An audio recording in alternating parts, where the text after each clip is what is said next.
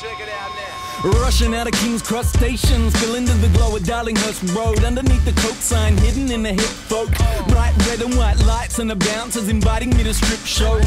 I was 17 with the face of 15. Carried my skateboard with me through the slipstream. You could be the king of the cross or just sightseeing, or take flight from the limelight like me. My brother ran a nightclub playing Britpop in a club called Lay Girls.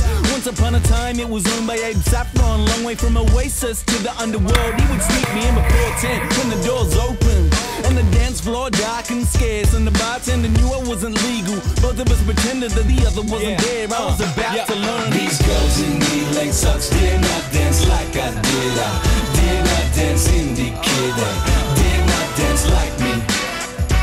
In Fred Perry shirts, these guys did not dance like I did. I did not dance Britpop kid. They did not dance like me. So what you want? By 12 with the party proper kicking.